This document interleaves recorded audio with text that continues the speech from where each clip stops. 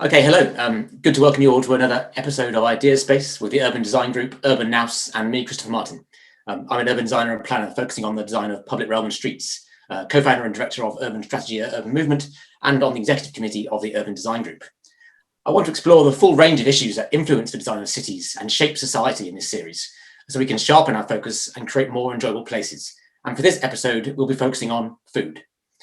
We all need it, and we all want it. So it should be no surprise that it has a huge effect on cities and on society. So I want to get to the bottom of how food shapes and can shape cities and what cities can do to improve their relationship with food. And in that, I'm joined by the leading thinker on food and cities, Carolyn Steel. Carolyn, thanks so much for joining us. Great pleasure to be here. Thank you for having me. It's very kind of you to take the time out to speak with us. And I appreciate I have set you an impossible task for 5 minutes. But can I please ask you to just sort of introduce yourself and the idea of Sitopia and shed some light on society's relationship with food? Yes, Sitopia. This is me in March, basically the week before the global pandemic was declared, and that was the publication of my new book, Sitopia, and Sitopia is a word that I made up about 15 years ago, probably. And it just means food place. And it's from the Greek sitos for food and topos for place. And I made this word up because I had spent the previous 7 years researching the question of how you feed a city. In my previous book, Hungry City, How Food Shapes Our Lives, which came out in 2008. And in the research for that book, I discovered that food shapes our lives really profoundly, not just in the most obvious ways that you would think about, in other words, kind of our waistlines and some countryside, but actually everything from our politics and economics to our homes, cities, literally the sort of the way we dispose ourselves on the planet. And at the end of that book, as I say, I kind of I decided to invent a word to really describe what I discovered, which is that we live in a food-shaped world.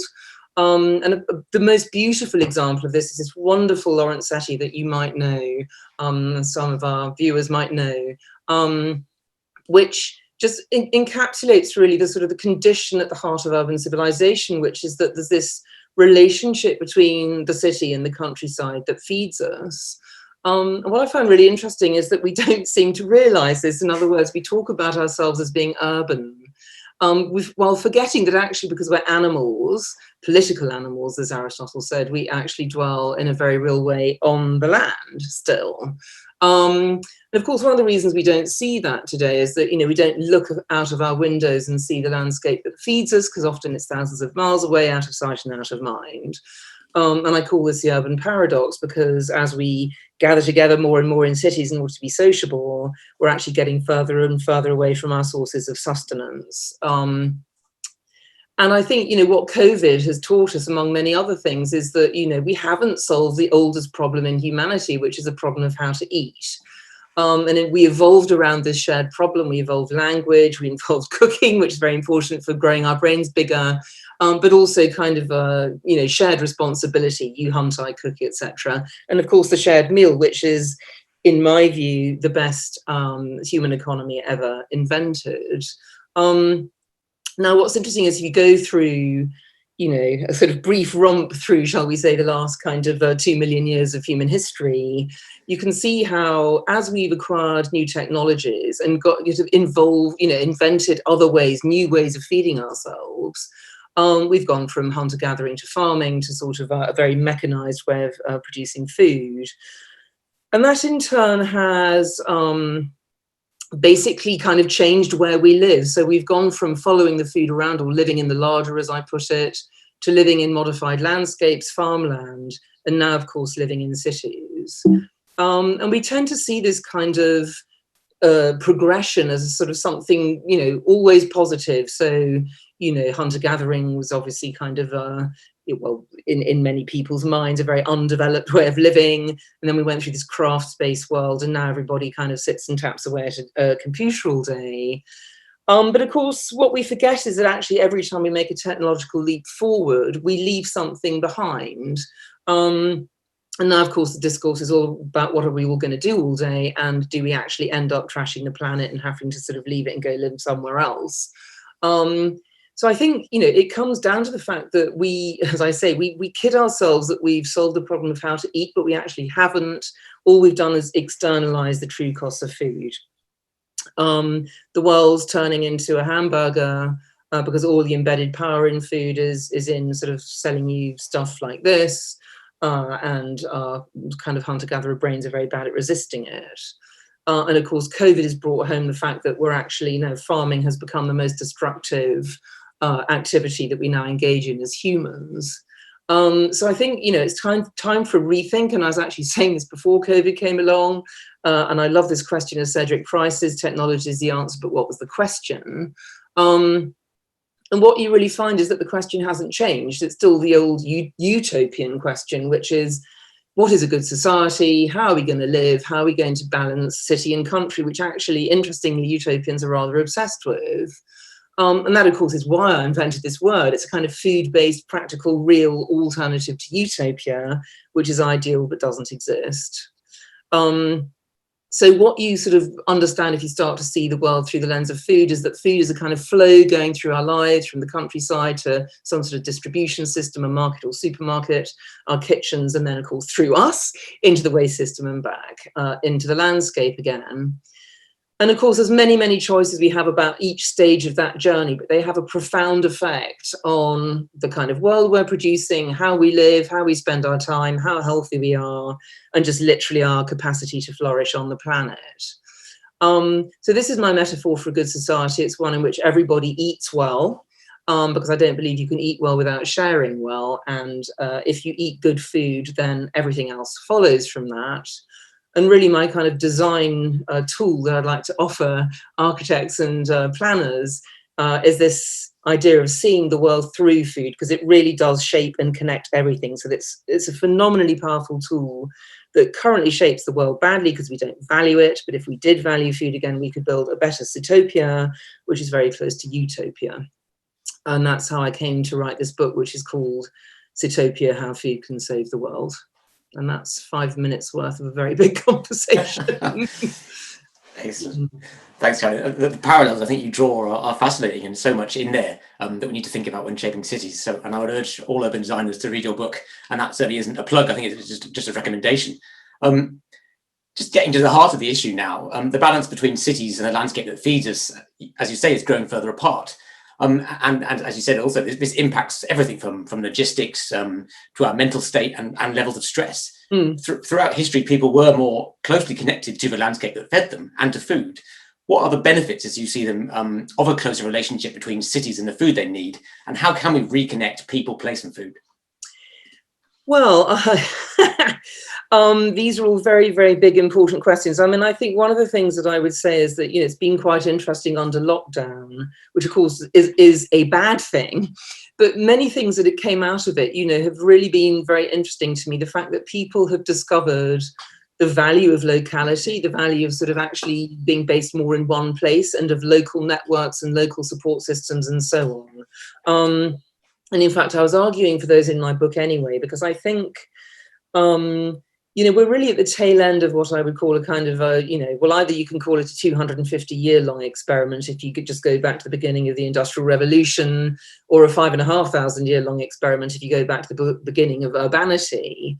And it's all predicated on this idea that we can, nature comes for free, for example, and also that, you just consume. So you work and then you consume. And, in a city, you don't really see the countryside. So you don't really understand this profound balance. And of course, as COVID demonstrates very, very ably, we're destroying the planet and ourselves through this kind of mindset. So I think there's a kind of natural synergy here, which is really, really important, which is that all the things we've got to do in order to move to a zero carbon economy are the same things, as I say, that we left behind without realizing it in our pursuit of an ever more technological way of living. And those two things fit together. So just to give you one example, living in time, which I talk about in the book. In the capitalist system, nobody has any time for anything because we're all too busy trying to make money and get rich. But actually, as we discovered during lockdown, people really love having time. and they've rediscovered joys that we left behind, like baking bread and so on. And yes, I know it's very middle class, you have to have a garden and all the rest of it, but I think the seeds are in there for sort of saying, okay, how can we paint this vision of a good life that people might actually want to lead that's low carbon?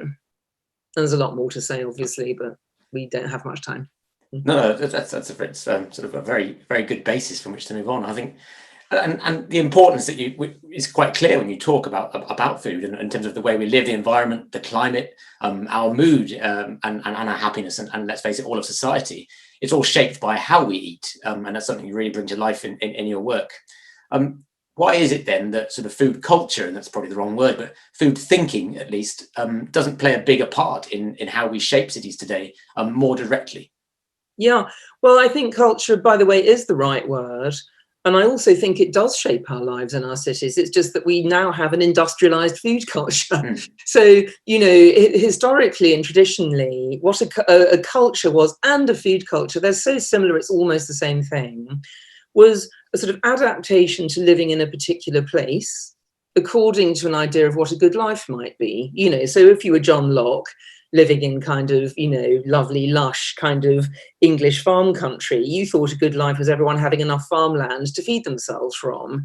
If you're an American Indian living on the Great Midwest Plains with a whole load of bison roaming around, you thought a good life was following the bison. So it's just a different conception, and that leads to a food culture, which in turn, it does, as I say, I do believe that the shared meal is the best human economy ever invented. It's about sharing, it's about shared values, it's about sort of there being enough to go round, it's about community, and it's about being wedded to a piece of land.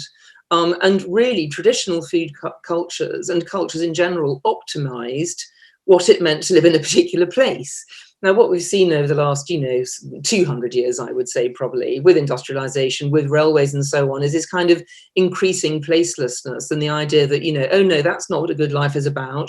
A good life is about choice and about traveling and about, what's tomorrow? What's exciting? And it's out of kilter. Of course we need evolution, we need new stuff coming along, but we also need tradition. And we've just forgotten the traditional part, which is about belonging to a place, belonging to a community, having some sort of stability. And again, that's what I was arguing for in the book, as a sort of a good life based around a set of different things that we've left behind, which of course, ironically, under lockdown, many people have discovered. Absolutely, and I think it's a very important point. And I think there has been a sort of a slight resurgence in projects such as Almira are starting to look at this and think about this and how we sort of plan and design the developments. I was wondering if you had a sort of insight into which cities in the world are sort of doing things well and have the best sort of relationship with food and food culture, and sort of what policymakers are doing things well. And I suppose the main point of the question is, what are the key changes that cities should make to improve their sort of relationship with food? Well, it's interesting you should mention Almera, because actually I'm going to be working with them this year directly, because I'm a research fellow this year at Aries University, which has a direct relationship with them. So I'm actually going to be helping them develop their food strategy, which is going to be very incredible. So that's a very interesting example of kind of how to build a city for the future in which food is very much embedded in the thinking. And that's really, really important. And I think that's fantastic. And of course, at the other end of the spectrum, you have places in the world where they haven't lost their traditional food culture yet. So if you ever, and it's amazing to me how British people, want to spend as little as possible on food, en masse. This is, of course, there are notable exceptions, but but then they go on holiday and the first thing they go is to the market in the middle of the French town. Oh, isn't it lovely? Isn't the bread lovely? Well, we could have that too. It's just about what you value and how you choose to spend your time. And I think, so, the answer to your question would be there are lots and lots of amazing examples of both of Almera type things where people are reinventing what a city can be for the future, really amazing areas of the world, where traditional food cultures are still intact, and we all search them out intuitively because it's so wonderful to go to some village in, Tuscany where they have this particular kind of sausage made from wild boar or whatever it is, And then there's a big middle ground where I think there's a lot of recognition, particularly among cities. And I think a city is a really interesting scale for thinking about this stuff, because I think we can identify as Londoners or Parisians or New Yorkers or whatever it is, New Delians, and and to sort of think about how our city is fed is something that people actually naturally get quite interested in. So, for example, we've got these kind of, global networks now, like sustainable food cities, and things like that, where sort of mayors are getting together and sharing best practice and trying to kind of see how they can post-fit good practice into, their cities, which used to have a traditional food system, but now have a very industrialized one. So there's a whole spectrum of answers to your question, but there's lots of good stuff going on. Yeah, and I think one thing that always strikes me is that cities that make time for food is a key element, and actually having that sort of having food front and center in people's days is a really important thing to sort of improve that connection, which speaks very much of a sort of holiday. And you absolutely. But I mean, it's no accident that British people spend less time on cooking and eating than anyone else in Europe, and the French spend the most. I mean, that it just says it all. It's an absolutely perfect example of what we're talking about.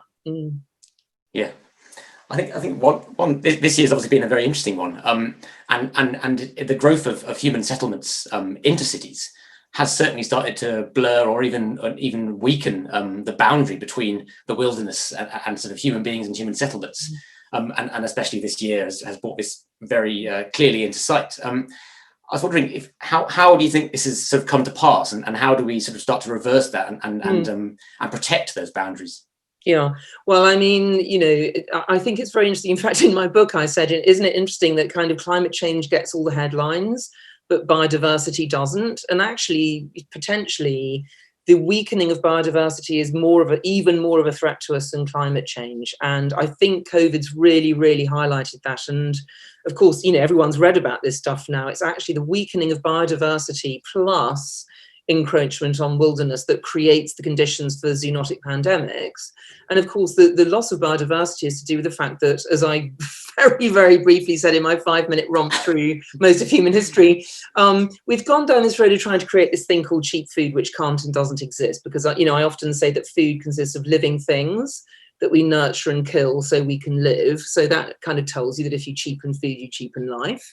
But we've gone down this road, and again, as I say, it's kind of the idea of, we've solved the problem of how to eat, which we haven't. But of course, it's chemical use, it's monocultures, it's all the stuff we keep reading about. And of course, what that does is it critically weakens nature's own defenses against pathogens. I mean, in nature, there's billions of pathogens out there, as you probably know.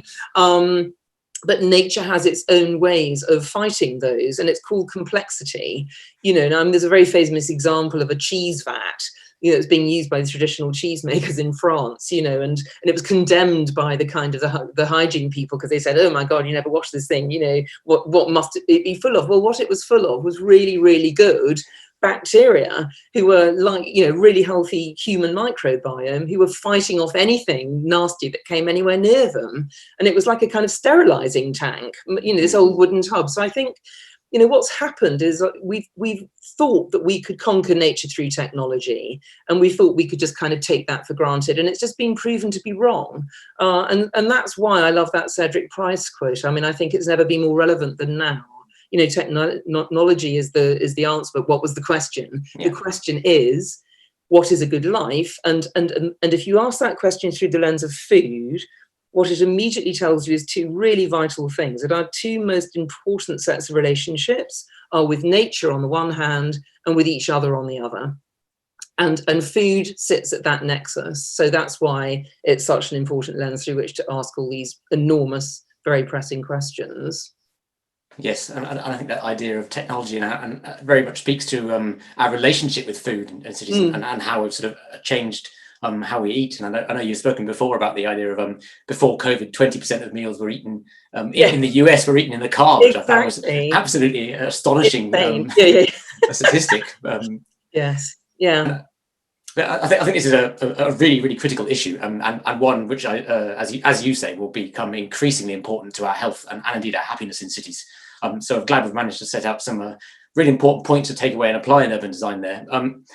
I appreciate and thank you for the sort of concise and keeping you. We can certainly talk for longer. Let's put it that way. But I think that is all the time we have. So I want to thank you again, Carolyn, and urge everyone to read your thinking and your work. And indeed, it would be great to invite you back for a slightly longer discussion soon.